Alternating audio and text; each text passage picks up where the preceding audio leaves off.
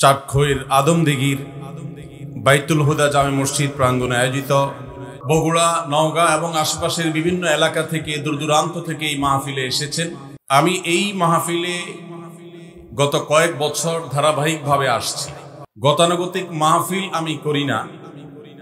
এই মাহফিলটি আসার অন্যতম কারণ আব্দুল্লাহ সাইফুল্লাহ ভাইয়ের নাছোড় বান্দার ভাব, আর দ্বিতীয় বড় কারণ হলো এই আদমদিঘির ইসাক অর্থাৎ ইসলামী সাহিত্য কেন্দ্র এবং বাইতুল হুদা জামে মসজিদকে ঘিরে যে সমস্ত কর্মসূচি এই ইউনিয়নের কয়েকটি গ্রামে পরিচালিত হয়, আমার কাছে মনে হয়েছে এই আনুষ্ঠানিকতা, এই উদ্যোগগুলো বাংলাদেশের প্রত্যন্ত অঞ্চলের শহর, গ্রাম, মসজিদ ভিত্তিক সমাজ ব্যবস্থা গড়ে তোলবার ক্ষেত্রে একটি মডেল হতে পারে আদমদিঘির এই মসজিদ এবং এই এলাকা। কারণ এখানে সামাজিক যে সমস্ত কাজগুলো মসজিদকে ঘিরে গড়ে উঠেছে, বেড়ে উঠেছে, তরুণ এবং কিশোরদেরকে সুস্থ ধারায় পরিচালিত করবার জন্য সমাজের কল্যাণমুখী কাজে তাদেরকে নেতৃত্বের আসনে বসানো হয়েছে, তাদেরকে সামনে তুলে আনা হয়েছে। এই দৃশ্য যদি বাংলাদেশের প্রতিটি গ্রামে গঞ্জে প্রতিটি মসজিদকে ঘিরে গড়ে উঠত, তাহলে আজ বাংলাদেশের চেহারা ভিন্ন কোনো চেহারা হতে পারত। আমি যতটুকু জানি, এই ইসাক এবং বাইতুল হুদা জামে মসজিদকে ঘিরে এখানে শিক্ষাবৃত্তি থেকে নিয়ে অত্র এলাকার অসুস্থ, দরিদ্র, দুস্থ, গরিব মানুষদের চিকিৎসা ভাতা থেকে নিয়ে কোরবানির সময় গোশত বিতরণ, ঈদের সময় ইফতার বিতরণ থেকে নিয়ে শীতের সময় শীতবস্ত্র বিতরণ এবং ক্ষুদ্র ঋণ, সুদমুক্ত ক্ষুদ্র ঋণ দিয়ে সেটা আবার রিটার্ন নেওয়ার 98% রিটার্ন রেটের কথা আমি জানতে পেরেছি। সেই সাথে ঈদের সময় এখানে কয়েকশো তরুণ এবং কিশোরকে নিয়ে যে চমৎকার আয়োজন হয়, মেয়েদের জন্য যে আলাদা বিভিন্ন সাংস্কৃতিক সুস্থ ধারার আয়োজন হয়, এই আয়োজন যদি আজ প্রতিটি মহল্লায় মহল্লায় ইমাম সাহেবগণ, ওলামায়ে একরাম, সমাজের নেতৃস্থানীয় ব্যক্তিবর্গ নিতেন, তাহলে আজকে আমাদেরকে কিশোর গ্যাংয়ের অভিশাপ এটা আর আমাদেরকে পোহাতে হতো না। যদি আজ প্রতিটা এলাকা এলাকায় বগুড়ার এই আদমদিঘির চাটখইরের বাইতুল হুদা জামে মসজিদ এবং ইসাক ইসলামী সাহিত্য কেন্দ্রের মতো সুস্থ সংস্কৃতি চর্চার জন্য উদ্যোগ যদি মসজিদ থেকে নেওয়া হতো, শুধুমাত্র ওয়াজ মাহফিল নয়, এলাকার শিশু কিশোরদের আনন্দ বিনোদনের জন্য, তাদের জন্য বিভিন্ন রকম প্রতিযোগিতামূলক আয়োজন, তাদের জন্য সুস্থ সংস্কৃতি চর্চা, শরীর চর্চা, নানাবিধ আয়োজন এখানে যেরকম হয়, প্রতি এলাকায় এলাকায় যদি আমরা করতে পারি, তাহলে অনেক অনাচার, অনেক অসামাজিক কার্যকলাপ, মাদক, যৌতুক এবং কিশোরদের অপরাধী হয়ে ওঠা সহ নানাবিধ অপরাধ এটা অঙ্কুরে শেষ হয়ে যেত। একটা সুস্থ সমাজ আমরা উপহার পেতাম। তো আমার এখানে বারবার আসার অন্যতম কারণ হলো ইসাক এবং বাইতুল হুদা জামে মসজিদের এই সমস্ত কার্যক্রম। আমি আশা করব যারা দূর দূরান্ত থেকে এসেছেন, বগুড়া থেকে, নওগাঁ থেকে বা আশপাশের বিভিন্ন জেলা থেকে এসেছেন, তারা এই ইসাকের মতো, বাইতুল হুদা জামে মসজিদের মতো নিজ নিজ এলাকায় নিজেদের সামর্থ্য অনুযায়ী আল্লাহর কাছে দোয়া করে 2-4 জন 5 জন যদি সাথে পান, ওই 2-4-5 জন মিলে শুরু করবেন, একসময় শত শত মানুষকে সাথে পাবেন। একটা আদর্শ সমাজ গঠন করবার জন্য মসজিদকে কেন্দ্র করে শুধু 5 ওয়াক্ত নামাজ নয়, মুহাম্মদ সাল্লাল্লাহু আলাইহি সাল্লামের মতো বহুমুখী সামাজিক কার্যক্রম আমাদেরকে পরিচালনা করতে হবে। সবাই চেষ্টা করব তো ইনশাআল্লাহ। আল্লাহ আমাদের সবাইকে, প্রত্যেকটা গ্রামকে দেশের এরকম আদর্শ গ্রাম হিসাবে বহুবিধ সামাজিক এবং কল্যাণমূলক আয়োজনের মাধ্যমে একটি অর্থবহ সমাজ হিসাবে গড়ে তোলার জন্য আল্লাহ আমাদের সবাইকে তৌফিক দান করুন। সম্মানিত ভাইরা, মাওলানা মামুনুল হক সাহেব চলে এসেছেন, তিনি আরাম করছেন, খুব শীঘ্রই চলে আসবেন। আমি খুব বেশি কথা আজকে বলবো না। প্রথমত রাত কম হয়নি, দ্বিতীয়ত যেহেতু আবার হযরত মাওলানা মামুনুল হক সাহেবকেও কথা বলতে হবে, বিধায় আমি খুবই সংক্ষেপে ছোট ছোট কয়েকটি বিষয়ের উপরে কথা বলতে চাই। সর্বপ্রথম যে বিষয়ে কথা বলতে চাই সেটি হলো, রমজান মাস আমাদের থেকে বিদায় নিয়ে গেছে। রমজান মাস বিদায়ের সাথে সাথে আমাদের সমাজের বহু মানুষ আছে যাদের ইবাদত বন্দেগীও বিদায় হয়ে গেছে। আমরা অনেকে রমজান মাস শেষ হওয়ার পর মাথার টুপিটা খুলে ভাঁজ করে এমন ভাবে রেখে দিয়েছি যেন আবার আগামী বছর রমজান আসলে সেই টুপি খুলে আমরা মাথায় দেব। আমাদের কি শুধু ইবাদত বন্দেগী রমজানেই করা দরকার, না রমজানের পরেও করতে হবে? কতদিন পর্যন্ত আমাদের ইবাদত বন্দেগী নেকামল চলা উচিত এ সম্পর্কে কোরআনে কারিমে আল্লাহ রাব্বুল আলামিন বলেন, ওয়া'বুদ রাব্বাকা হাত্তা ইয়াতিয়াকাল ইয়াকিন। তুমি তোমার রবের ইবাদত করতে থাকো। কতদিন? ঈদুল ফিতরের চাঁদ দেখার আগ পর্যন্ত। কি বলেন? ঈদুল ফিতরের চাঁদ ওঠার আগ পর্যন্ত ইবাদত করো, এরকম কিছু? আল্লাহ বলেছেন, ওয়া'বুদ রাব্বাকা হাত্তা ইয়াতিয়াকাল ইয়াকিন। তোমার মৃত্যু আসার আগ পর্যন্ত তোমার রবের ইবাদত তুমি কন্টিনিউ করতে থাকো, নিয়মিত করতে থাকো, ইবাদতের ধারাকে অব্যাহত রাখো। ইবাদত থামাবে না মৃত্যু আসার আগ পর্যন্ত। ইবাদত কতদিন চলবে? মৃত্যু আসার আগ পর্যন্ত। আমরা যারা রমজানের মৌসুমী মুসল্লি হয়েছি, রমজানের পরে আর মসজিদের দিকে আমাদেরকে আসতে দেখা যায় না।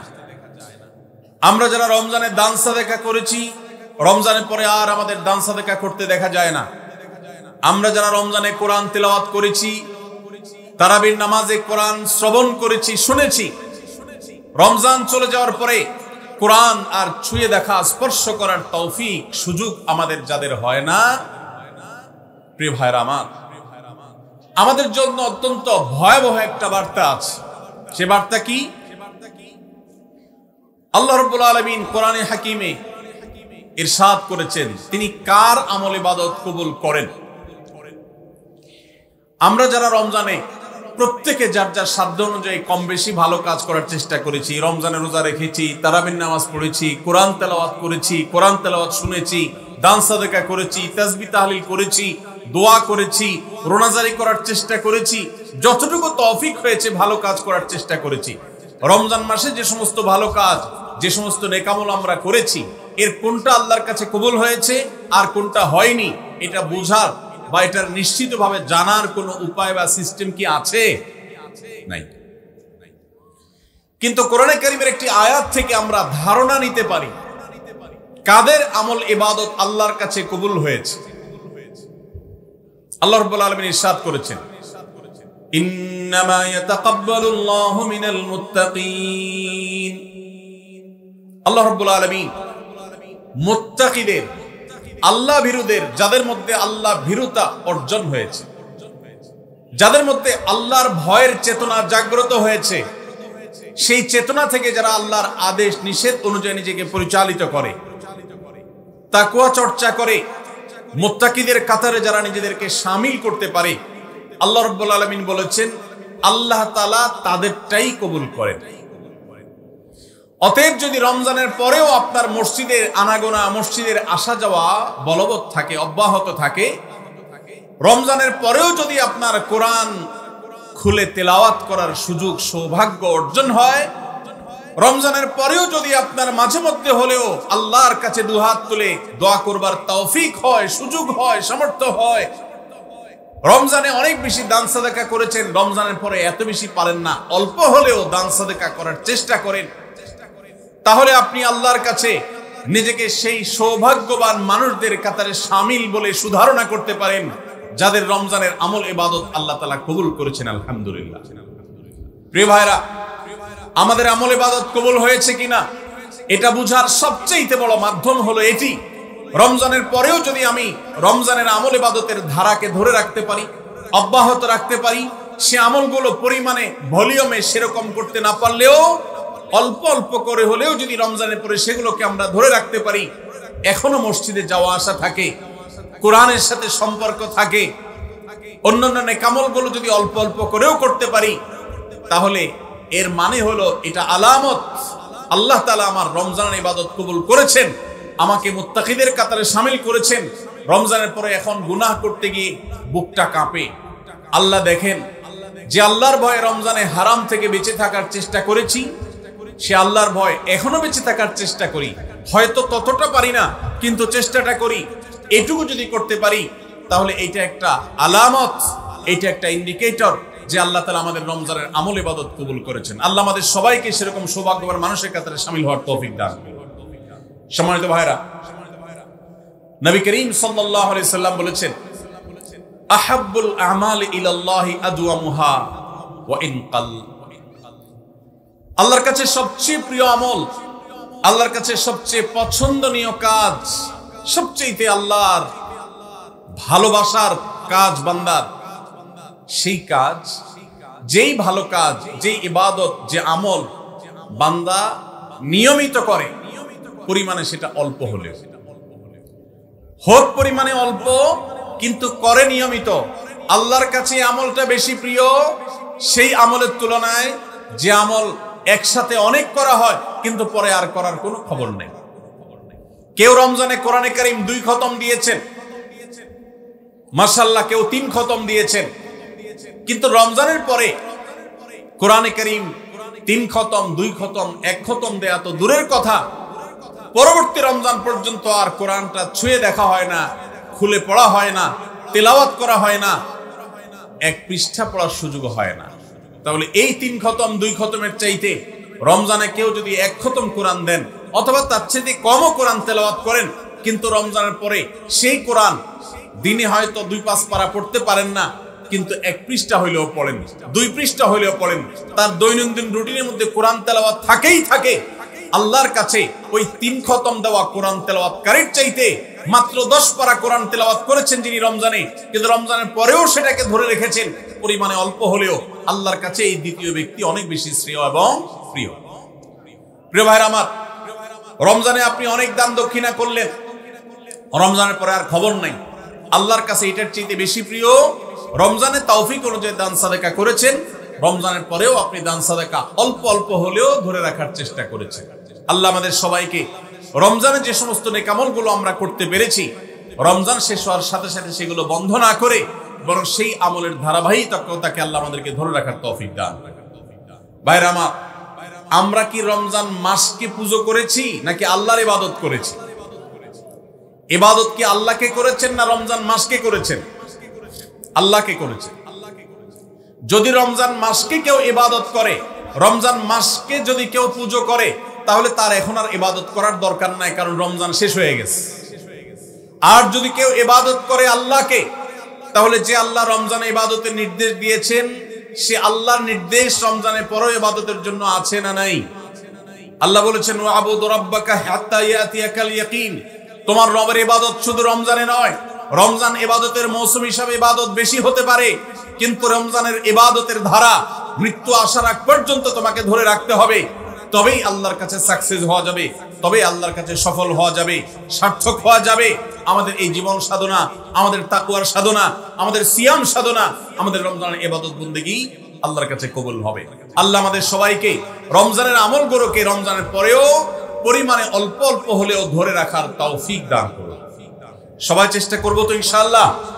প্রিয় ভাইরা আমার, রমজানের যদি অন্য কোনো কিছু আপনি রমজান পরবর্তী সময়ে ধরে রাখতে নাও পারেন, আমি 4টি বিষয়ের কথা বলবো যেগুলো রমজানে হয়তো কম বেশি আপনি করেছেন আল্লাহর তৌফিকে।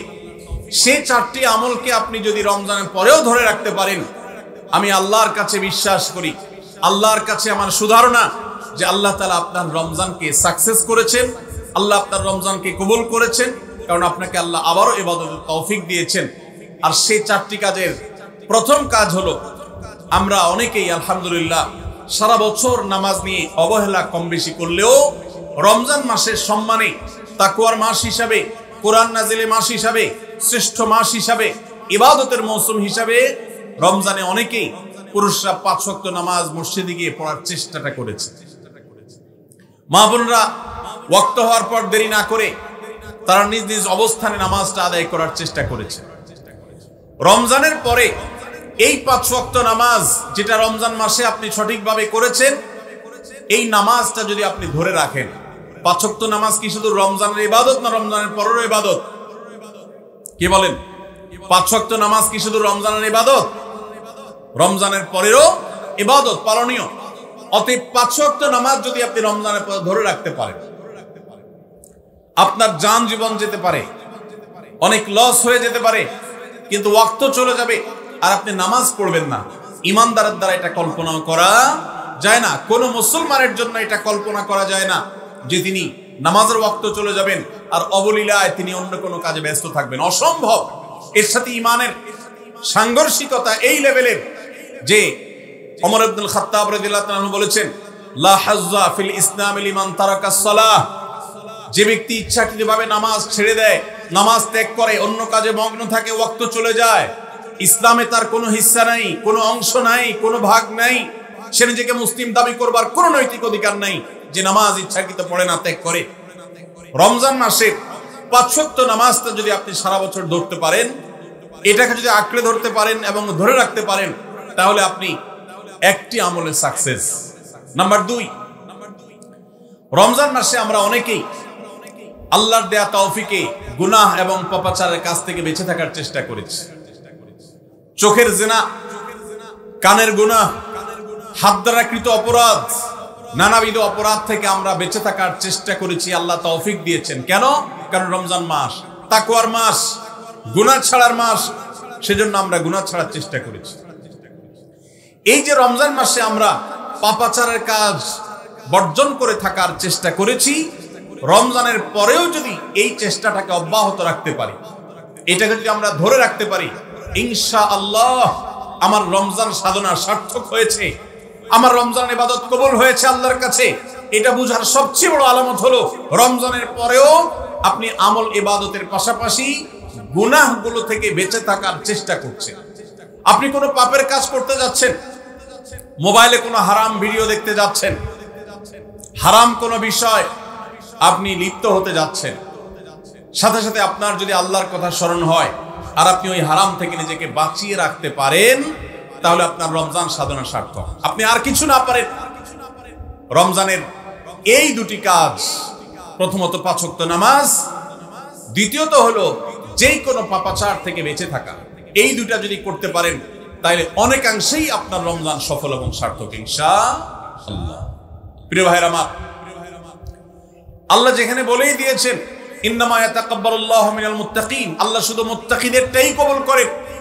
মুত্তাকি না হয়ে আল্লাহর কাছে কিছু উপস্থাপন করলে, পেশ করলে, দান দক্ষিণা করলে, কুরবানি করলে, নেক আমল করলে আল্লাহ সেটা কবুল করেন না, মুত্তাকিদেরটাই কবুল করেন। অতএব আপনি মুত্তাকি কিনা তার পরিচয় হবে, তার প্রমাণ হবে আপনি পাপাচার থেকে বাঁচার জন্য সংগ্রাম করছেন কিনা। আপনি যদি গুনাহ থেকে বাঁচার জন্য সংগ্রাম করেন, চেষ্টা করেন, সাধনা করেন, পরিশ্রম করেন, নিয়ত করেন, ইচ্ছা করেন এবং এর জন্য আপনি পদক্ষেপ গ্রহণ করেন, তাহলে তার মানে হলো আপনি মুত্তাকি। যত বেশি গুনাহ থেকে বাঁচার চেষ্টা করতে পেরেছেন তত বড় মাপের মুত্তাকি। আর যত বড় মাপের মুত্তাকি, রমজানের ইবাদত তত বেশি আল্লাহর কাছে কবুল হয়েছে, সেই ধারণা আল্লাহর কাছে আমরা পোষণ করতে পারি ইনশাআল্লাহ।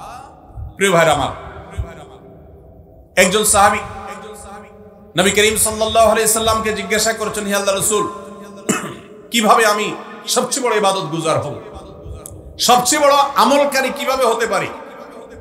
আমাদের কাছে বহু মানুষ কাগজ লিখে পাঠান, চিরকুট লিখে দেন যে হুজুর কোন আমলটা করলে বেশি সওয়াব হবে, আল্লাহ বেশি সন্তুষ্ট হবেন, আল্লাহর ইবাদত বেশি হবে কোন আমলটা করলে। প্রিয় ভাইরা আমার, নবী করিম সাল্লাল্লাহু আলাইহি সাল্লাম বলেছেন, ইত্তাকিল মাহারিমা তাকুন আবাদান নাস।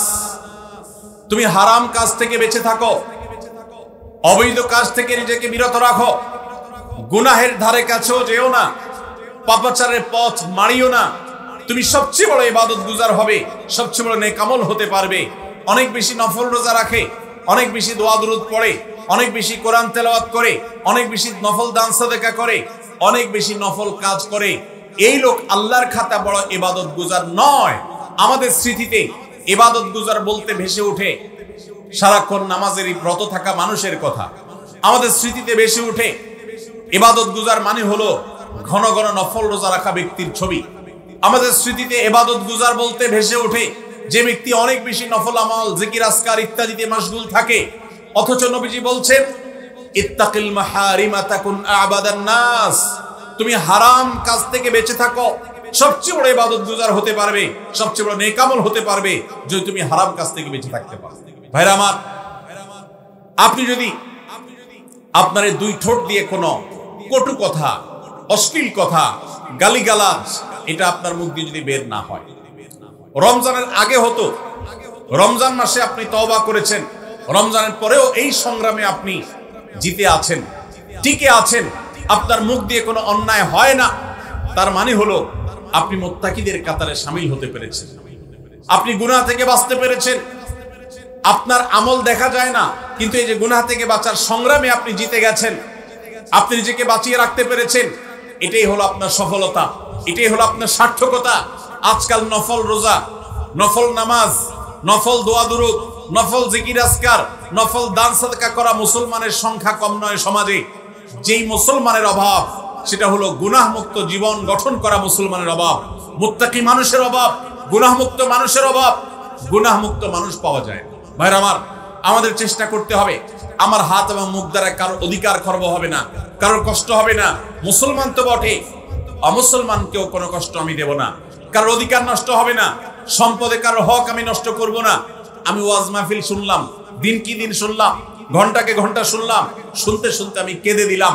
2 পয়সার কোনো ভ্যালু নাই যদি আমি দোকানদারি করতে গিয়ে কাস্টমারের সাথে 2 নাম্বারই করি, কাস্টমার হয়ে দোকানদারের সাথে 2 নাম্বারই করি, জমির আইল ঠেলাঠেলি করি, আরেকজনের ফসল আমি নিজে তুলে নিয়ে আসি, অন্যায়ভাবে কারোর হক নষ্ট করি, কথা দিয়ে কাউকে কষ্ট দেই, আচরণ দিয়ে কাউকে কষ্ট দেই, কারোর কোনো অধিকার নষ্ট করি, কারোর গীবত শিকায়াত করি, কারোর পেছনে তার সমালোচনা করি, কাউকে নিয়ে ব্যঙ্গ বিদ্রুপ করি, কাউকে আমরা ব্যঙ্গ নামে ডাকি, ফেসবুকে, সোশ্যাল মিডিয়াতে অথবা অফলাইনে, অনলাইনে, যে কোনো সেক্টরে, যে কোনো জায়গাতে, যেই কোনো প্ল্যাটফর্মে এ ধরনের গুনাহের কাজে যদি আপনি লিপ্ত থাকেন, তো আপনার এই শত শত মাহফিল, হাজারো মাহফিল শোনা, মাহফিলে আসা, এটার কোনো মানে হতে পারে না।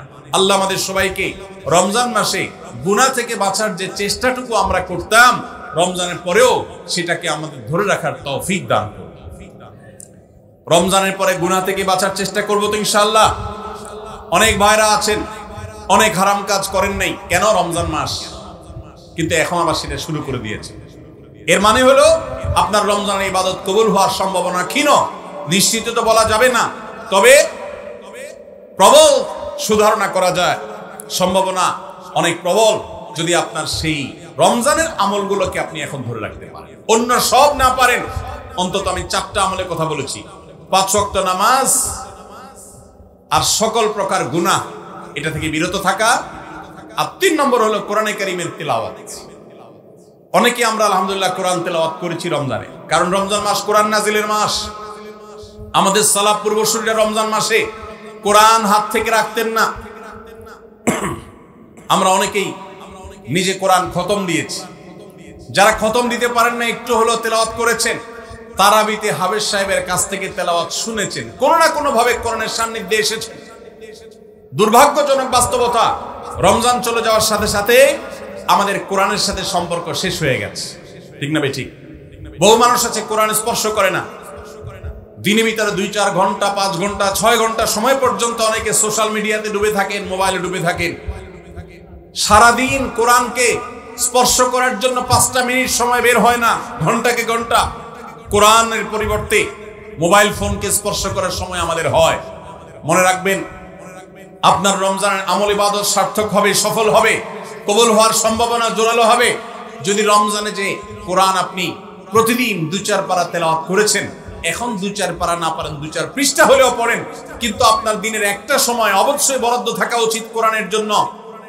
আজ মুসলিম জাতির যে দুরবস্থা আমরা দেখতে পাচ্ছি, পৃথিবীর পূর্ব থেকে পশ্চিম, উত্তর থেকে দক্ষিণ, চতুর্পাশে আমরা যে হাহাকার দেখতে পাচ্ছি, লাঞ্ছনা দেখতে পাচ্ছি, অপমান দেখতে পাচ্ছি, পরাজয়ের গ্লানি দেখতে পাচ্ছি, মুসলমানদের দুরবস্থার অন্যতম প্রধান কারণ হলো আজ মুসলমান কোরআন থেকে দূরে সরে গেছে। নবী করিম সাল্লাল্লাহু আলাইহি সাল্লাম বলেছেন, ইন্নাল্লাহা ইয়ারফাউ বিহাযাল কিতাবি আকওয়ামা ওয়া ইয়াদাউ বিহি আখারিন। আল্লাহ রাব্বুল আলামিন এই কোরআনের মাধ্যমে বহু জাতির মর্যাদাকে আকাশে তুলবেন। আবার এই কোরআনের প্রতি অবহেলার কারণে, অবজ্ঞার কারণে, কোরআনকে ছেড়ে দেওয়ার কারণে, কোরআন থেকে দূরে থাকার কারণে, কোরআনকে পরিহার করবার কারণে বহু জাতিকে আল্লাহ তাআলা অপমানিত করবেন, অপদস্থ করবেন, তাদেরকে আকাশ থেকে পাতালে নামিয়ে ছাড়বেন। সেই দুর্ভাগ্যজনক বাস্তবতা আজ আমরা প্রত্যক্ষ করছি। মুসলমানের ঘরে কোরআন পড়ার কোনো অভ্যাস নেই, কোরআনের চর্চা নেই, কোরআনের আলোচনা নেই, কোরআনের আলোকে জীবন গড়বার কোনো পরিকল্পনা আমাদের মধ্যে নেই। এই জন্য ভাইরা, রমজান মাসে যে কোরআনের সান্নিধ্যে আমরা ছিলাম, রমজানের পরে অল্প অল্প করে হোক প্রতিদিন আপনি কোরআন তেলাওয়ার চেষ্টা করেন। 1 পৃষ্ঠা 2 পৃষ্ঠা হলে তেলাওয়াত করার চেষ্টা করেন, অর্থ সহ বুঝে পড়ার চেষ্টা করেন। এটা যদি করতে পারেন, আপনার রমজান সাধনার তত বেশি সম্মানিত করবেন। ইসলামের ইতিহাসের সোনালী যুগের যারা স্বর্ণ মানব ছিলেন, সেই খোলাফায়ে রাশেদা, তাদের পরবর্তী যুগের যে সোনালী ইতিহাস ছিল, যখন বিশ্ব মুসলমানের পদতলে ছিল, মুসলমান যখন বিশ্বের সুপার পাওয়ার ছিল, গোটা বিশ্বে মানবতা তার সর্বোচ্চ শিখরে যখন আসীন হতে পেরেছে, মানবতা সবচেয়ে বেশি যখন প্রতিষ্ঠিত হয়েছে, যখন মুসলিম নয় শুধু অমুসলিমরাও সবচেয়ে সুখে শান্তিতে পৃথিবীতে বসবাস করতে পেরেছে, কারণ অধিকার খর্ব করা হয় নাই, অধিকার আদায়ের মতো আজকের পৃথিবীতে যে নাটক চলমান আছে, সেই নাটক তখন হয়নি। সেই সোনালী অতীত মুসলমানদের যে ছিল, তখনকার মুসলমানরা আমলের ধারাবাহিকতা, অর্থাৎ ভোর রাতে তাহাজ্জুদের নামাজ পড়ার যদি কেউ অভ্যাস ধরে রাখতে পারেন, এটা হবে সবচেয়ে বড় অর্জন। এটা যদি না পারেন, অন্তত ফজরের নামাজ, 5 ওয়াক্ত নামাজ তো পড়বেনই, ফজর নামাজ স্পেশালি জামাত যাতে কোনোভাবে মিস না হয়। আর দিন এবং রাত 24 ঘন্টার কোনো একটা সময় আল্লাহর কাছে দুহাত তুলে দোয়া করার অভ্যাস গড়ে তুলবেন। চেষ্টা করবেন তো ইনশাআল্লাহ। কয়েকটা সময়ের দোয়া আল্লাহর কাছে করলে সেটা বিফলে যায় না। এর ভিতরে একটা হলো ভোর রাতের দোয়া, আরেকটা হলো 5 ওয়াক্ত নামাজের পরের দোয়া, আরেকটা দোয়া কবুলের সময় আছে শুক্রবারে। কোন সময় হাদিস এটা ফিক্স করা হয়নি, তবে হাদিস বিশ্লেষকগণ অনেকেই বলেছেন সেই সময়টা হলো জুমার দিন আসরের পরের সময়। জুমার দিন আসরের পরে সূর্য ডুবার আগ পর্যন্ত আল্লাহর কাছে যদি দোয়ায় মাশগুল থাকেন, বাসা বাড়িতে আছেন, কর্মস্থলে আছেন, রাস্তাঘাটে আছেন, যেখানে যে অবস্থায় আছেন, জুমার দিন শুক্রবার বাদ আসর সূর্য ডুবার আগ পর্যন্ত দোয়া কবুলের মোক্ষম একটা সময়, অসাধ্য সাধন করবার সময়, একেবারে অসম্ভবকে সম্ভব করার সময়, আল্লাহর কাছ থেকে সবকিছু নিজের করার সময়। এই জন্য এই সময়গুলো আমরা মিস করবো না। তো রমজান মাসের দোয়ার অভ্যাসটা যদি রমজানের পরে আপনি ধরে রাখতে পারেন, ব্যাস এনাফ। 5 ওয়াক্ত নামাজ, সকল প্রকার হারাম পাপাচার বর্জন, কোরআনে কারীমের তেলাওয়াত অল্প অল্প করে হলেও প্রতিদিন একটা সময় ফিক্স করে যে এই সময় কোরআন তেলাওয়াত ছাড়া কিছু করব না। ঘুম থেকে উঠে প্রথম কাজ হবে ওযু করে আমি কোরআন তেলাওয়াত করব, ফজর নামাজের পরে একটু পড়ব। আর 4 নম্বর হলো দিন এবং রাতের কোন একটা সময় আল্লাহর কাছে দোয়া করার অভ্যাস করব। অনেক লোক আছি আমরা যে 24 ঘন্টার ভিতরে সপ্তাহে সপ্তাহ, মাসকে মাস চলে যায়। অনেক নিয়মিত নামাজি মানুষ আছেন, অনেক দাড়িওয়ালা মানুষ আছেন, এমনকি অনেক মাদ্রাসার ছাত্র, এমনকি আলেমও আছেন। মাসকে মাস চলে যায়, আল্লাহর কাছে হাত তুলে একটু চোখের পানি ফেলে শেষ কবে দোয়া করেছি বলতে পারবো না। এর চাইতে বড় হতভাগা আর কেউ হতে পারে না। এই জন্য রমজান মাসের দোয়ার আমলটা, রমজানে হয়তো আপনি দিনে 4 বার 5 বার করেছেন, রমজান পরে একবার করেন। রমজানে হয়তো 10 মিনিট 15 মিনিট 20 মিনিট ধরে দোয়া করেছেন, রমজানের পরে অন্তত 2 মিনিট ধরে দোয়া করেন। এই 4টা কাজ, 5 ওয়াক্ত নামাজ, সকল পাপাচার বর্জন, কোরআনে কারীমের তিলাওয়াত, আর দিন এবং রাতের কোন একটা সময় আল্লাহর কাছে দোয়ায় মাশগুল হওয়া, এই 4টা কাজ রমজানের, এগুলো যদি আপনি ধরে রাখতে পারেন তো ইনশাআল্লাহ আপনার রমজান সাধনা, আপনার রমজান ইবাদত বন্দেগী আল্লাহর কাছে কবুল হয়েছে। আল্লাহ আপনাকে মুত্তাকি হওয়ার তৌফিক দিয়েছেন, মুত্তাকিদেরটাই আল্লাহ কবুল করেন। অতএব আপনার রমজান ইবাদত এবং সাধনা কবুল হয়েছে, সার্থক হয়েছে, সেই সুধারণা আপনি পোষণ করতে পারেন। সবাই চেষ্টা করবো তো ইনশাআল্লাহ। আল্লাহ আমাদের সবাইকে সেই তৌফিক দান করুন। সম্মানিত ভাইরা,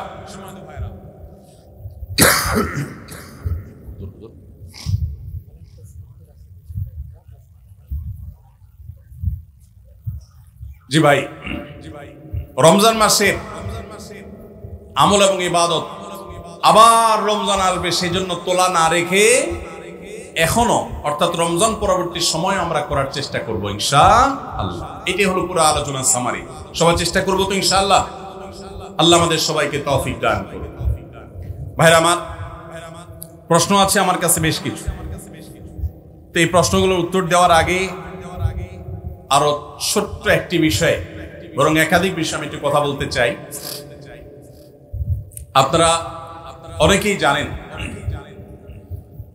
আমরা বড় বেশি কঠিন, বেদনাদায়ক, অত্যন্ত ব্যথাতুর সময় আমরা পার করছি মুসলমানরা।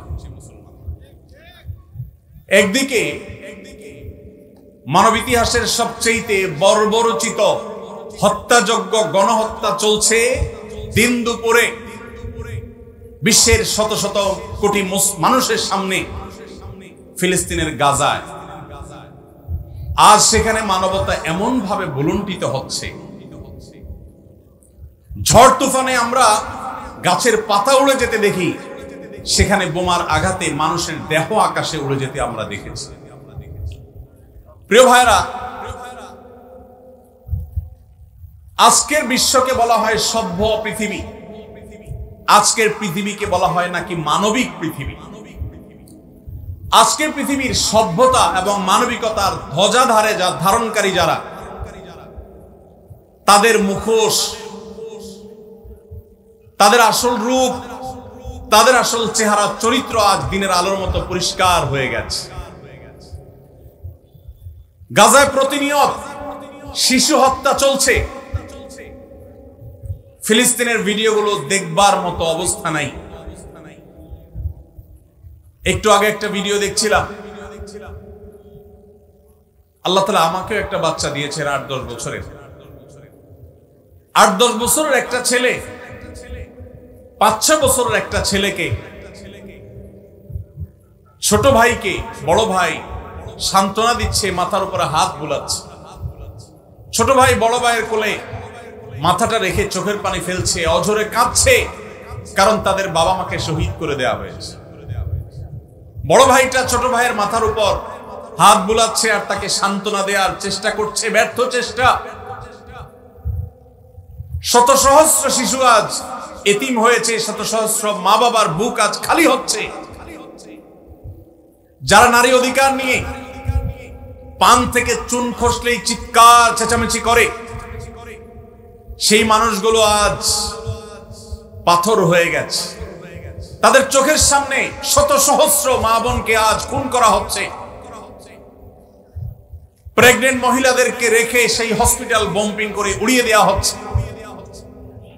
আজ সেখানে শিশুদের আর্তনাদে আকাশ পাতাল ভারী হয়ে উঠছে। কোন স্থাপনার সেখানে বাকি নাই যেটা ভেঙে চুরে গুড়িয়ে দেওয়া হয়নি।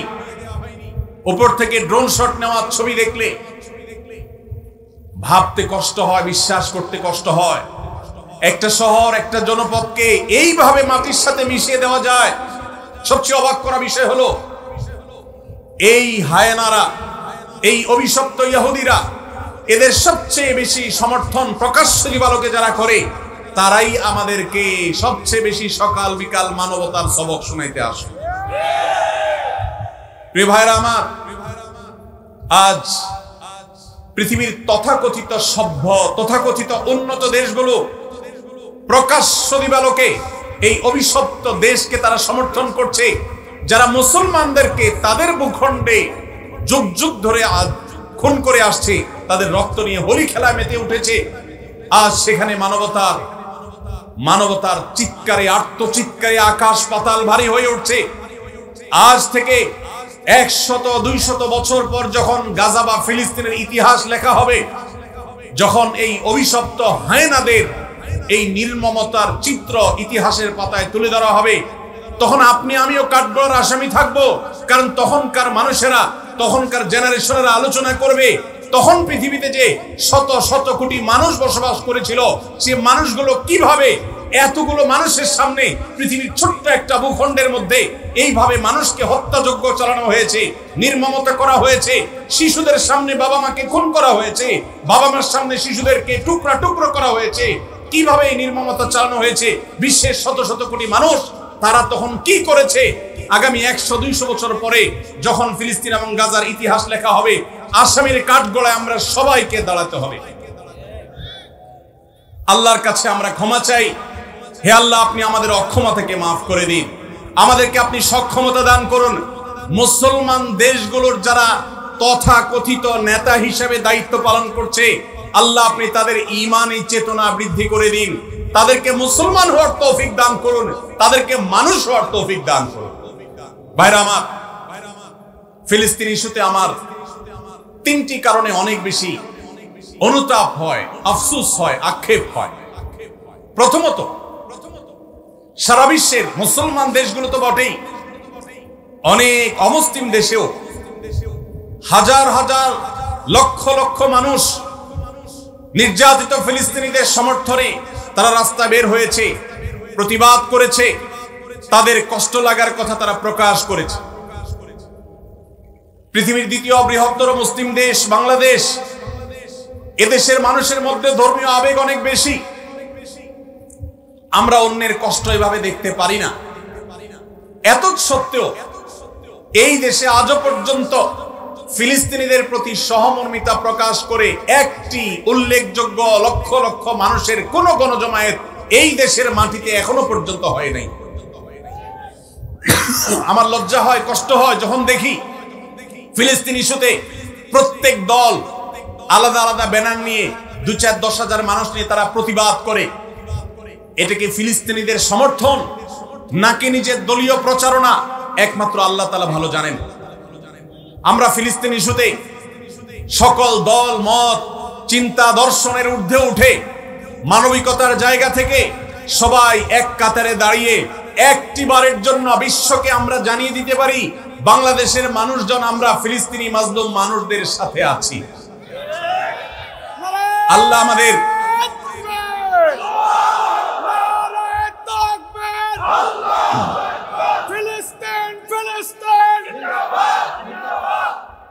আল্লাহ রাব্বুল আলামিন আমাদের মুসলিম নেতৃবৃন্দকে সেই সুবোধ দান করুন, তারা যেন এদেশের সকল মতের, সকল চিন্তার, সকল পথের, সকল আদর্শের, সকল দলের মানুষদেরকে, এমনকি আমাদের যে সমস্ত অমুসলিম ভাইয়েরা আছেন তাদেরকেও এই মানবিক ইস্যুতে এক কাতারে দাঁড় করিয়ে লক্ষ লক্ষ বাংলাদেশের মানুষ ফিলিস্তিনি পতাকা হাতে নিয়ে তারা ফিলিস্তিনের প্রতি সহমর্মিতা প্রকাশ করবে, জানাবে। এই চেষ্টাটা আমরা করতে পারি কি পারি না? ইনশাআল্লাহ আল্লাহ আমাদের সবাইকে সেই তৌফিক দান করুন। এই ইতিহাস এই দেশে রচনা হোক, আমরা সেই দোয়া রব্বে কারীমের কাছে ফরিয়াদ করছি। আল্লাহ আমাদের এই একটা মিছিল, একটা প্রতিবাদ, একটা বার্তা বিশ্ব মিডিয়াকে দেওয়ার মতো কাজ এখনো পর্যন্ত এই ভূখণ্ড থেকে আমরা করতে পারি নাই। এর চেয়ে বড় লজ্জার বিষয় আর কিছু হতে পারে না।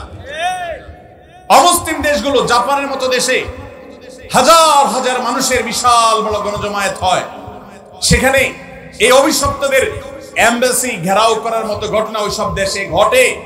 দুর্ভাগ্যজনক বাস্তবতা, আমাদের দেশে যার যার মতো আমরা কথা বলি, আমরা মিছিল করি, ব্যানার নিয়ে দাঁড়াই, প্রতিবাদ করি, মানববন্ধন করি, কিন্তু সবাই ঐক্যবদ্ধভাবে বিশ্বকে জানাবার মতো একটা ঐতিহাসিক সমাবেশ, ঐতিহাসিক গণজমায়েত আমরা আজও করতে পারি নাই। ইনশাআল্লাহ অচিরেই সেটা হবে। আল্লাহ আমাদেরকে সেই তৌফিক দান করুন। দ্বিতীয় আমার আফসোসের কারণ ফিলিস্তিন ইস্যুতে, আপনারা জানেন অন্য অমুসলিম দেশগুলোতে পর্যন্ত, খোদ আমেরিকাতে পর্যন্ত ইহুদিদের বিভিন্ন প্রোডাক্ট গুলোকে অত্যন্ত কার্যকর ভাবে বয়কট করা হয়েছে। আমাদের এই দেশে প্রত্যেকটা দোকানে দোকানে, প্রতিটা দোকানে দোকানে আপনি পাবেন ইহুদি পণ্যে পরিপূর্ণ ভরপুর সয়লাব। আমরা অনেকে আছি যারা ফিলিস্তিনি বাচ্চাদের ভিডিও দেখে চোখের পানি ফেলি, কিন্তু আমাদের ওয়াশরুমে গেলে হ্যান্ড ওয়াশটা দেখা যায় ইহুদিদের। আমাদের ওয়াশরুমে গেলে দেখা যায় সাবানটা কেনা হয়েছে, যে সাবানটা আমি টাকা দিয়ে কিনে এনেছি আমার পকেট থেকে, সেটা ইহুদিদের তৈরি করা। আমি যে সফট ড্রিঙ্কসটা গিলছি ডক ডক করে, সেটা ইহুদিদের তৈরি করা। এই সমস্ত পণ্য আপনি যখন মুদি দোকান থেকে কিনেন, আপনি কোন দোকান থেকে যখন ইহুদিদের কোন পণ্য কিনেন, তখন আপনি পণ্য কিনেন না, আপনি মূলত ইহুদিদেরকে চাঁদা দেন বোমা হামলা করবার জন্য। আপনি যেটাকে টাকা দিয়ে সম্পদ কেনা, মাল কেনা মনে করছেন, এটা মাল কেনা নয়, এটা অভিশপ্তদের বোমাবাজিতে সাহায্য করা। লজ্জার বিষয়, কার্যকরভাবে বাংলাদেশে এখনো পর্যন্ত ফিলিস্তিন ইস্যুতে আমরা একটা বয়কট কার্যকরভাবে করতে পারি নাই। একটা সফট ড্রিঙ্কস শুধুমাত্র কিছুটা বর্জন করা গেছে আলহামদুলিল্লাহ, আর বাকি প্রোডাক্টগুলো সব যেভাবে সেভাবে রয়েছে। আমি একটা দেশীয় প্রোডাক্টের একটা মালিক, দেশীয় প্রোডাক্টের একজন মালিককে প্রশ্ন করেছিলাম, ভাই আপনাদের প্রোডাক্টগুলো কেন বাজারে বাজারে দোকানে দোকানে পাওয়া যায় না? কেন ইউনিলিভারের মাল বাজারে পরিপূর্ণ? কেন যারা আমাদের সমাজে 14ই ফেব্রুয়ারিতে আমাদের তরুণদের চরিত্রকে ধ্বংস করার নীল নকশা করে সেই ক্লোজ আপ কেন আমার দোকানে থাকে? কেন আপনাদের পেস্ট দোকানে নাই? আমাকে সেই বাংলাদেশি কোম্পানির মালিক, বাংলাদেশি প্রোডাক্ট তৈরি করেন সেই ব্যবসা প্রতিষ্ঠানের মালিক, তিনি আমাকে বলছেন, ভাই লজ্জার কথা, আমাদের দেশে এক শ্রেণীর, সবাই নয়, এক শ্রেণীর অসাধু কর্মকর্তা কর্মচারী আছে সরকারি অফিসগুলোতে, যারা এই সমস্ত ইয়াহুদি কোম্পানিগুলো, বিদেশি কোম্পানিগুলো থেকে টাকা পয়সা খেয়ে, ঘুষ খেয়ে তাদের জন্য সকল সুযোগ সুবিধা, সকল ফ্যাসিলিটিসকে এমন ভাবে প্রোভাইড করে যে আমরা দেশীয় প্রোডাক্ট যারা প্রস্তুত করি, তৈরি করি, তারা তেমন কোনো সুবিধা করতে পারি না। তার এই কথার বাস্তবতা আছে। আমিও কিছুটা অনুভব করার চেষ্টা করেছি, অনুসন্ধান করার চেষ্টা করেছি। দুর্ভাগ্যজনক বাস্তবতা, আমরা সাধারণ মানুষও আমাদের নিজস্ব উদ্যোগে ইয়াহুদিদের পণ্য মুক্ত আমাদের বাসা করব, সেটা আমরা করতে পারি নাই। মনে রাখবেন, আপনি যদি ইয়াহুদিদের পেস্ট না কিনেন, তাদের সাবান না কিনেন, তাদের প্রসাধনী না কিনেন, তাদের কোনো প্রকার আইটেম আপনি না কিনে তার জায়গায় যদি একটা মুসলিম দেশের তৈরি করা, আপনার নিজের দেশের তৈরি করা কোনো জিনিস আপনি নেন, কোয়ালিটি যদি একটু খারাপ হয়, দাম যদি একটু বেশিও পড়ে, আপনার এই কিনার কারণে, এই যে আপনি স্যাক্রিফাইস করলেন, একটু কম কোয়ালিটির জিনিস নিলেন, আবার দাম একটু বেশি দিলেন, এই স্যাক্রিফাইসটা কিয়ামতের ময়দানে ফিলিস্তিন ইস্যুতে আপনি আপনার ন্যূনতম দায়িত্বটা পালন করতে পেরেছেন, এই হিসাবে আল্লাহর কাছে হাজির হবে। এর সওয়াব আপনি আল্লাহর কাছে লাভ করবেন ইনশাআল্লাহ। আমরা কারা কারা আছি ইয়াহুদিদের পণ্য মুক্ত করব আমাদের বাসাগুলোকে? কারা কারা আছে? আল্লাহ আমাদের সবাইকে তৌফিক দান করুন। আমাদের বাসা বাড়িতে ইয়াহুদি পণ্য থাকবে না, ঠিক আছে তো ইনশাআল্লাহ? কোন মুদি দোকান থেকে আমরা ইয়াহুদি পণ্য কিনবো না। প্রয়োজনে আমি সফট ড্রিঙ্কস গিলবো না। আমি দেশিটা থাকলে খাবো, না হলে খাবো না। একবার বাংলাদেশ বিমানে আমি কোথাও ট্রাভেল করতেছিলাম, আমাকে কোকা কোলা দেওয়া হলো। আমি বললাম, কেন কোকা কোলা? আমার দেশীয় ক্যারিয়ার, আমার দেশীয় সফট ড্রিঙ্কস নাই, কেন আপনি বিদেশি সফট ড্রিঙ্কস খেতে আমাকে বাধ্য করবেন? প্রতিবাদ স্বরূপ আমি এটা খেলাম না, নিয়ে যান, অন্তত একটা বোতল বাঁচবে। আর আপনার কর্তৃপক্ষকে জানাবেন, একজন কাস্টমার প্রতিবাদ করেছে, তিনি দেশীয় সফট ড্রিঙ্কসরা বিদেশি সফট ড্রিঙ্কস এমনিতে স্বাস্থ্যের জন্য ক্ষতিকর, সেখানে ইয়াহুদিদের যে সফট ড্রিঙ্কস আপনি কিনছেন, এটা সফট ড্রিঙ্কস না, এটা রক্তে ভরা বোতল। অতএব আমাদের বাসা বাড়িকে ইয়াহুদি পণ্য থেকে মুক্ত করবো তো ইনশাআল্লাহ। আমি বাংলাদেশি মুসলমান হিসেবে লজ্জিত যে ফিলিস্তিন ইস্যুতে আমরা একটা কার্যকর একটা বয়কট, একটা বর্জন, এটা আমরা করতে পারি নাই। ভাইরা আমার, আজকে আমরা যারা এখানে সমবেত হয়েছি, আমরা কি একটু প্রতিজ্ঞা করতে পারি, আমার জীবদ্দশা, আমার জ্ঞাতসারে, আমার পকেটের টাকা দিয়ে ইয়াহুদি কোন পণ্য আমি কিনবো না, না খেয়ে থাকবো, কোন প্রসাধনী প্রয়োজনে ব্যবহার করব না, কিন্তু ইয়াহুদি পণ্য আমি কিনবো না ইনশাআল্লাহ। সবাই চেষ্টা করে যাবেন ইনশাআল্লাহ। দোকানদার ভাইদেরকে উদ্বুদ্ধ করবেন যে আপনি ইয়াহুদি পণ্য বিক্রি করেন না, ঘোষণা দেন এবং তার জন্য ফেস্টুন টানায় দেন।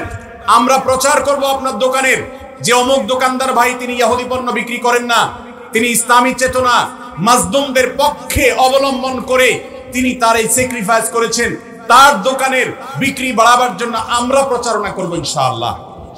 চেষ্টা করা যাবে না ইনশাআল্লাহ? ভাইরা আমার, তৃতীয়ত যে কারণে আমি লজ্জিত সেটি হলো ইয়াহুদিদের এই অভিশপ্ত হায়নাদের যারা মানবতাকে কুরে কুরে খাচ্ছে যুগ যুগ ধরে ফিলিস্তিনের মাটিতে, ছোট বাচ্চাদের রক্তে যাদের হাত রঙিন হয়ে আছে যুগ যুগ ধরে, তাদের যে সমস্ত ধ্বজাধারী আছে, তাদের যে সমস্ত দালাল আছে, বাংলাদেশে মাথা গড়লে সংখ্যা বলা যাবে এত স্বল্প সংখ্যক দালাল আছে। এই কট্টর সেকুলার বামপন্থী কিছু দালাল, মুসলিম বিদ্বেষী কিছু দালাল, যারা ইহুদিদের দালাল, এই মুসলমানদের ভূখণ্ডে, ধর্মপ্রাণ মানুষের ভূখণ্ডে তাদের গলা যখন উঁচু দেখি তখন আমার লজ্জা হয়। আমরা এই দালালদের উঁচু কণ্ঠ যদি এদেশে শুনি তাহলে এর চেয়ে বড় লজ্জার বিষয় আর কিছু হতে পারে না। মানব ইতিহাসের সবচেয়ে বড় হত্যাযজ্ঞ চালানো সময়ের সবচেয়ে বড় হায়না এই ইহুদিদের সমর্থন যারা করে তারা মানুষরূপী পশু ছাড়া আর কিছু হতে পারে না। অথচ এই মানুষগুলোই আজ আমাদের সবকিছু ঠিক করে দেয়। তারাই আপনার নীতি নির্ধারণের ভূমিকায় তারা অবতীর্ণ হয়, তারাই আপনার আইন ঠিক করে দেয়, তারাই আপনার নীতি নির্ধারণ করে দেয়, তারা আপনার সবকিছু বলে দেয়। জাতি হিসাবে আমাদের জন্য এর চেয়ে বড় লজ্জার বিষয় আর কিচ্ছু হতে পারে না। ভাইরা আমার, অতএব আসুন ফিলিস্তিন ইস্যুতে আমরা আল্লাহর কাছে চোখে পানি ফেলার পাশাপাশি সর্বশক্তি দিয়ে যৌক্তিক এবং যথাযথ প্রতিবাদ আমরা প্রত্যেকটা মানুষ যার যার জায়গা থেকে অব্যাহত রাখি এবং আল্লাহর কাছে একটা ফরিয়াদ করি, ও আরশ আজিমের মালিক, রোমের কলোসিয়ামের গ্যালারিতে বসে যেরকম তখনকার পশুরা মানুষের নির্মম ভাবে মৃত্যুবরণ করা দেখতো, দেখে তারা উৎসাহ করত, উদ্দীপনা করত, ফুর্তি করত, আজ ফিলিস্তিনের ছোট্ট একটা ভূখণ্ডের চারপাশে শত শত কোটি মানুষ মানবতার মুখোশ ধারণ করে আছে। মানবাধিকারের সবক সকাল বিকাল যারা মুখে শোনায়, মুখে বলে, জিগির তোলে, সেই মানুষগুলো আজ ওই কলোসিয়ামের গ্যালারিতে বসে যেরকম নির্মম ভাবে মানুষ হত্যার আনন্দে উৎসব করত, আজ গোটা বিশ্ব সেরকম উৎসবে মত্ত হয়ে আছে। আল্লাহ এই জুলুমের শেষ পরিণতি আমাদেরকে দেখে যাওয়ার তৌফিক দিও। এই জীবদ্দশায় যেন আমরা এই জুলুমের শেষ দেখে যেতে পারি। আল্লাহ আমাদের সবাইকে সেই তৌফিক দান করুন। ভাইরা আমার, আমরা সবাই যার যার দায়িত্বটা পালন করবো তো ইনশাআল্লাহ। আল্লাহ আমাদেরকে সেই তৌফিক দান করুন।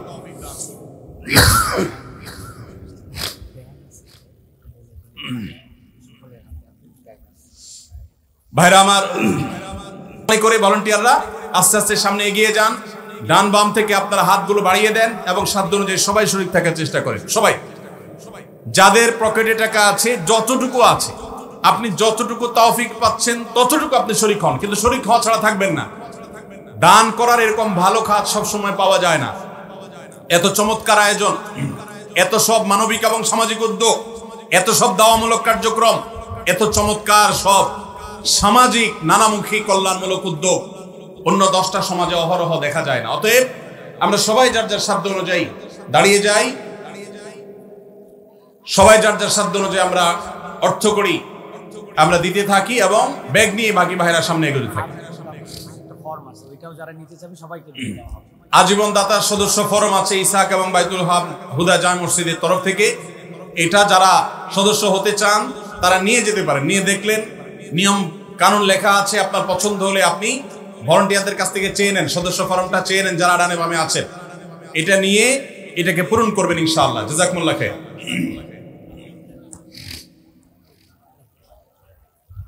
ভাইরা আমার, আমরা এলোমেলো না করি। মাশাআল্লাহ, খুব চমৎকার পরিবেশ। একটু যারা দাঁড়িয়ে আছেন তারা একটু বসেন, একটু বসেন, শৃঙ্খলার জন্য একটু বসে যান। দাঁড়িয়ে আছেন যারা, খারাপ দেখা যাচ্ছে। অনেকের হয়তো একটু অনেকক্ষণ বসে থাকাতে একটু আনেজি লাগছে, কিছু দাঁড়িয়েছেন, এবার বসে যান, আর দেরি করবেন না। সময় কি আছে? ইস্যু তো আমার আরেকটা আছে। ভাইরা আমার, কালেকশন চলছে, আপনারা সহযোগিতা করেন। আমি আমার কথা অব্যাহত রাখি যেহেতু সময় কম, হুজুর চলে আসছেন। আমি আরেকটা বিষয়ে কথা বলছিলাম। ফিলিস্তিন তো অনেক দূরে, আমাদের পার্শ্ববর্তী দেশ ভারতে যুগ যুগ ধরে যেভাবে মুসলমান নিধন চলছে, সংখ্যালঘুদের উপরে যেভাবে নির্যাতন চলছে, গোটা পৃথিবীর অন্য খুব কম দেশে এইভাবে সংখ্যালঘুদের উপর নির্যাতন হয়ে থাকে। আপনারা জানেন, অতি সম্প্রতি ভারতের লোকসভায় একটা বিল পাস হয়েছে সেটা আইনের আকার ধারণ করতে যাচ্ছে, সেটা হলো ওয়াকফ সংশোধনী বিল 2025। আপনারা অনেকে জেনে থাকবেন, ভারতবর্ষে প্রাতিষ্ঠানিক জমির মালিকানা সবচেয়ে বেশি হলো ভারতের রেলওয়ে এবং সেনাবাহিনীর। তৃতীয় সর্বোচ্চ প্রাতিষ্ঠানিক জমির মালিকানা হলো ভারতের মুসলমানদের ওয়াকফ বোর্ডের জমি।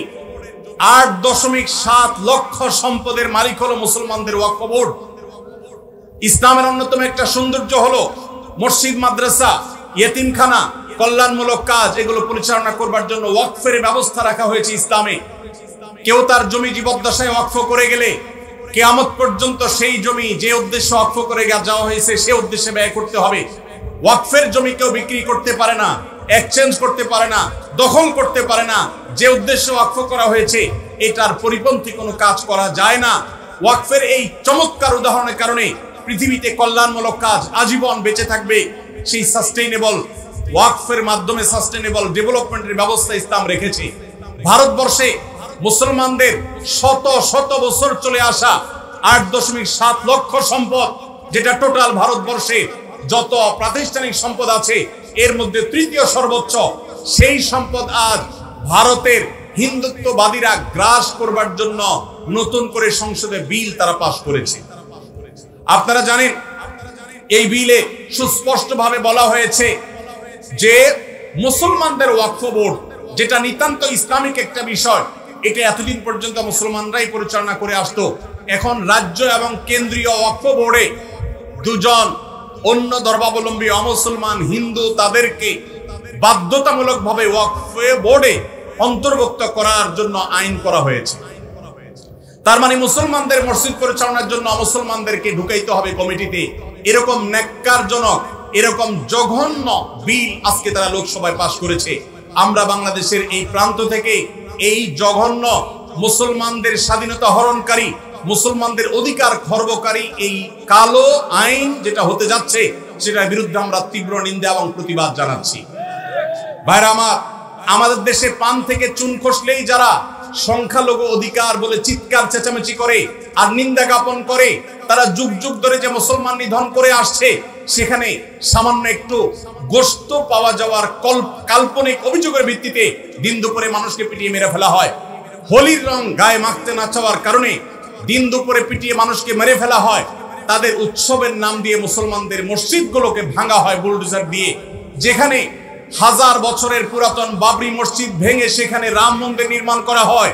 ওয়াকফ বোর্ডের উপরে কর্তৃত্ব প্রতিষ্ঠা করার মাধ্যমে মুসলমানদের লক্ষ লক্ষ সম্পদ, এটাকে হিন্দুরা তাদের মতো করে মসজিদ মাদ্রাসাগুলোতে আরো বহু রাম মন্দির প্রতিষ্ঠা করার আইনি ভিত্তি তারা তৈরি করেছে। এই কালো আইন, এই বিলের বিরুদ্ধে আমরা তীব্র প্রতিবাদ এবং নিন্দা জ্ঞাপন করছি। আমাদের দায়িত্ব হবে প্রত্যেকটা মানুষ ভারতবর্ষের মুসলমানদের বিরুদ্ধে এই ঐতিহাসিক জঘন্য যে পদক্ষেপ ভারত সরকার নিতে যাচ্ছে এর বিরুদ্ধে প্রত্যেককে যার যার জায়গা থেকে প্রতিবাদ জানাতে হবে। ওয়াকফ সম্পদ এটা মুসলমানদের অধিকারের ব্যাপার, সামাজিক এবং ধর্মীয় অধিকারের ব্যাপার। মুসলমানদের সে অধিকার থেকে তারা বঞ্চিত করছে। একের পর এক কালো আইন করে করে মুসলমানদেরকে বঞ্চিত করা হচ্ছে। আমরা নিন্দা জানাই।